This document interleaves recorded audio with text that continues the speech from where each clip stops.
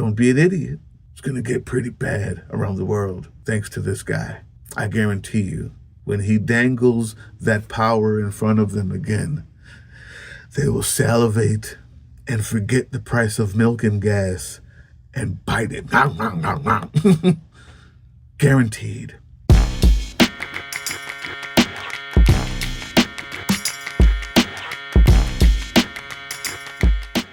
What's up, YouTube? Drill Sergeant here. And yeah, it's gonna be tough. It's gonna be tough out there. We're going to get the latest now on how the war is costing us at the pump as it drives up the price of oil. Elizabeth Schulze is at a gas station in Potomac, Maryland for us. Good morning, Elizabeth. Good morning, Rebecca. Gas at this station here in Maryland quickly approaching $4 a gallon, and that is becoming the norm across the country. The national average this morning, $3.93. That is up now almost a full dollar in 3 weeks since the war began. The record average high was $5 back in 2022, so we're not there yet. But Gas Buddy says this has now been the fastest 3-week spike in gas ever, meaning that prices are rising at a record-setting pace. In total, Americans are now paying $500 million extra in gas and diesel every day compared to the start of the war. We are also seeing big price hikes for other exports that typically move through the Strait of Hormuz. In Europe, natural gas is up 92% since the war started, so that means higher home heating costs, higher cooking costs there. By one estimate, fertilizer's up around 35%, and diesel has soared 36%, so that combination means that costs are skyrocketing for farmers here just weeks ahead of the spring planting season. Plus, grocers are paying a lot more to transport their food. Economists say that could translate into higher prices at the grocery aisle in the next couple of weeks. That's just the beginning of it. See, I went to work and tried to fill up my tank in the cheapest parts, like where I know the gas is cheaper. But on the way home, there was like 10 car crashes. So I was stuck in traffic as that thing went down like this. And I saw my life flash before my eyes, YouTube. Gone. It's getting serious out there. But there's another thing, though. You see, this meme that's been going around, it's really the reporting of some guy talking to the lady at the gas station. You know what it is. It's hilarious. She does call herself stupid. But as usual, there's nuance missed. I've only seen what you're about to see now. Watch this. If you could say something to President Trump and he was going to hear you right now, what would it be? You're a worthless pile of And you voted for him how many times? 3 times. That was my bad. Apparently, I'm an idiot. Yes. Number one, you are an idiot. Yeah, you're an idiot. But I'm wondering if the way she said that wasn't more like when somebody says to you, fine, I'm sorry. She doesn't believe that. You realize that, right, YouTube? Because everybody who I'm watching talk about this has been telling me that MAGA is finally turning the corner. Finally, it hit them hard. And you know what? I understand the sentiment. I know that narrative feels good. It gets clicks too. I've noticed that. Mine have gone down since I've stopped doing certain things that I know people like, and I'm going to start doing them again because daddy's got to pay the bills out here. But the same person, that same person who feels that way, it belongs to a group of people who do this. I do not forgive these people. I hate these people, and I hope the worst for these people. Because after being detained by ICE, spending all that time in the ICE detention center, she comes out and she says, I still support President Trump. Well, now to a story you'll see only on CBS LA. An emotional return home 6 months after we first brought you the story of a Diamond Bar mother and Trump supporter detained by ICE. Our Luz Delia Caballero spoke with her about why she's still afraid. Processing center. I was there for 187 days, to be exact, 6 months and 7 days. She asked us not to show her face, not out of shame, but out of fear. Fear that even now, her safety isn't guaranteed. That's why I don't want to be on TV. We've gotten threats, hate mail from the right, from the left. We first spoke with Masihi while she was in Adelanto. In the beginning, I was very scared and terrified. I was very emotional, but I never lost hope, and that's because of my husband and the system. The system knows what it's doing. Masihi was born in Iran, but came to the U.S. when she was 3 years old. This is all I know. This is my American dream, to be home on my American soil. Adding about 15 years ago, her green card was revoked over a conviction related to theft. Masihi says she has upcoming court dates to get that conviction vacated. And I know I was wrong. That's why I surrendered myself to my ICE agent. And despite national attention and political debate surrounding her case, Masihi says this journey was never about politics. For her, it was about making it back home to her family. It wasn't a walk in the park, and I'm functioning as a mother, as a business owner, and as a patriot. Adding, even though she was detained, everybody's gonna have their own opinion. I still support the President of the United States. Yeah. Spank him, beat him, kick him, punch him. There is a level of degeneracy in the mind of a conservative that will overlook it if they think they're better than somebody, if there's anybody left to be better than. And this woman is poor enough to where the gas price is now hurting her. And so, yeah, she's going to say that. But I'm not sure that that was a "I really think I'm an idiot" type of response. I think it was anger, but also a little bit of defiance. Yeah, it turns out I'm the idiot. I thought it was going to be you the whole time, is what it sounded like. But before you put all your eggs in the basket of this ideal, MAGA turning around, MAGA feeling the pinch and coming right back around and realizing that they did the wrong thing. In case that was the message you got from others while watching this, you needed to watch the whole thing. They only show that clip. Here's the rest of it. If you could say something to President Trump and he was going to hear you right now, what would it be? You are a worthless pile of And you voted for him how many times? 3 times. That was my bad. Apparently, I'm an idiot. What do you think about the decision to strike Iran? I think it was a great decision. I think somebody else should have done it a couple of years ago, the last 3 other presidents. Are you willing to pay higher prices at the pump if that's the cost? Yeah, I'm willing to pay a little more, yeah. Why do you think gas prices going up? War. That's all I know. Are you pleased with us being in Iran? Not really. No, there should be no war. What do you do? What do you think about President Trump? How's he doing? No comment. Did you Not vote? too good. I did vote for him. Have you noticed gas prices going up lately? Oh, yeah. Definitely. Does that affect you at all? Definitely. Absolutely. My husband, he drives diesel, so that's like $2 more. What do you think about the U.S. decision to go into Iran? I think we got to do what we got to do to keep this country safe. So, and if it means paying a little bit more in gas right now to keep everybody safe, then that's what we got to do. Yeah. Yeah. The one guy there. Now, he's interesting. The guy who just couldn't say how much he didn't like Trump anymore. That's a lot more like it. You see, somebody like the first woman is defiantly angry at herself. And there's no one else to lash out at. Until there is. I know the type. I seen it. That's a Karen waiting to burst. But this guy is embarrassed. He may be a little more likely to do something. That's how it looks when you actually feel like an idiot.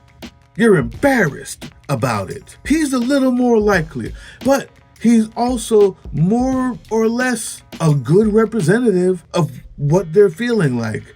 Not only is he embarrassed, but he doesn't want to say it too loudly. Oh, you don't want to know. Oh, I can't talk about it. Oh, I just want to hide my face. More than likely, all of the people who are not having that visceral first lady's reaction, waiting to Karen out at the first moment, or the crying woman waiting to get patted on the back with empathy from black women who accept her into the club. More than likely, this cycle of embarrassment, of feeling stupid, feeling played, is the reason why they voted for him in the first place, because they're stupid. And when you listen to all of the excuses that you had, the eggs and he's gonna help save the country and the wall, it all sounded stupid to anybody who wasn't stupid. But to the rest of you, not you, but to the rest of them, that feeling is what Trump gave them a lift out of. Man, if I follow him, I will never have to feel stupid again. I have a right to just say anything I want. Watch me troll. Watch me laugh. You know what? You're bringing up all these great points, Drill Sergeant, but the truth is, you're just brainwashed by the left. You're a lefty brainwash, nanny, boo-boo. And you get back to that state, that playground state, that state when being stupid actually got you somewhere. And then you became an adult and realized that reading, comprehending, mathematics, science, relationships, besides the barn, matter. You didn't want to vote. But for the first time in your life, you felt strong, right. Even when you're wrong, you're right. And because you're poor enough, you poor, embarrassed, stupid man, doesn't mean you have to stay that way. You can always change. I'm glad that you don't like him now because you're poor enough. But that brings me to the other two. Yeah. You see, the guy who's looks like he's pretty much retired, and the gas prices are probably going to hurt him a little bit, but he's not driving much anymore. He's got his routine. He's got his nest egg or maybe a retirement. He's got his cigarettes. He's got his TV. He's good. Yeah, he's good with the higher prices. He's willing to deal with it. I just wish we'd get up out of there soon. And then the last person, $2 more per gallon of diesel for her husband. But I got a nice jacket. I'm well put together. I'm on my way to work, and she's doing okay. She can eat a little bit more, and she'll be voting. She's willing to pay a little bit higher cost to help America just get through this. 2 years ago, she would have told you that the high costs and the this and the that were the reason why she couldn't vote for Kamala. That things were going crazy, even though it was a lower unemployment rate. The jobs are wild. Even though everything was cheaper, these high costs, I can't take it. We're forgotten about. They forgot about me. She's going to be voting. And all of that other stuff. And I told this to Big Sarge during a live at the Sons of Liberty live show. He said, you know what? They are being forgotten. There are rural Americans who are being forgotten and not taken care of, and they feel left out, and they vote for Trump. Yeah. Until Trump forgets them and leaves them out, and they vote for him anyway. Because the truth of the matter is, there's no poorer people than black people, and 92% of the women found a way to vote the right way. Even in that wild economy, and 80% of the men, 82% as it turns out, found a way to vote the right way. But 56% of white women, and an ungodly number of white men, and Latinos, fucking gross, they found a way. Yeah, they found a way to overlook it now. And if you're poor enough to where it hurts you, you're going to say what you got to say. But I guarantee you, if you voted for him 3 times, you'll do it again. And for the person who is not hurting that much, they're all of a sudden willing to just pay a little bit more for the good of the country. And the sooner we Democrats, progressives, liberals realize this and stop trying to find a needle in a haystack and pander to fucking stupid people and Karens and almost dead couch potatoes and wives with a little bit more money and see themselves as better than and more important and deserving. That's why they vote that way, even when they convinced themselves it was the price of milk. I promise you, do not let these other channels tell you they're turning a new leaf and this is going to make it what happened. They may vote him out. Who knows? It may be just that bad like the pandemic was. But they will still be there, and they will still be looking to get on top again when the next demagogue comes around. We've got to change the system. And yeah, she's an idiot, and I laughed too. But the nuance is in every other person that they didn't show. I don't know why they won't show this whole thing, the whole thing, because that gives a real perspective of where we are. It's going to be tough out there, people. The gas prices are going to go up, and there will be people who will tell you that they hate Trump, that they voted for him, but they can't believe this happened. And you know what? You know the classic Republican, because it affected them. But don't think that they're changed because of it. You can use it. Use it quickly, wisely, now. Jump on it. Impeach him. Get a coalition together, but don't think they're friends. Don't be an idiot. The time to fight is now. Use this moment wisely and the ones to come, because it's going to get bad. It's going to get pretty bad around the world, thanks to this guy. I guarantee you. when he dangles that power in front of them again, they will salivate and forget the price of milk and gas and bite it. Guaranteed. Hey, yeah, you.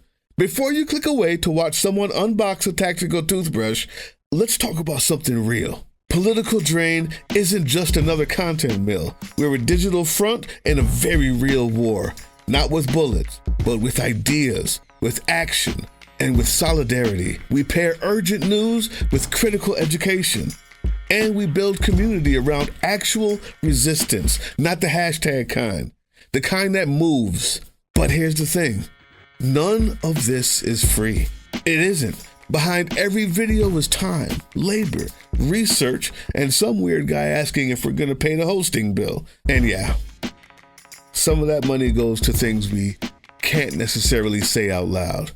If you know, you know. Let's just say our special ops aren't Call of Duty LARPers. They're people making real moves to protect, uplift, and organize. You're not just funding a channel. You're funding a resistance network in a world where capital still calls the shots. Unfortunately, in a system built on artificial scarcity, even mutual aid has a price tag. And if we want to grow, if we want to win, we need your help. We need your help. So if you've got even a few bucks to spare, toss it our way. It's not for ads, it's not for merch drops, but for people making moves in the shadows so others can do it in the light. It's just us and you. So fund the mission, fund the fight, fund the future, because nobody's coming to save us. We save each other. That's how this works.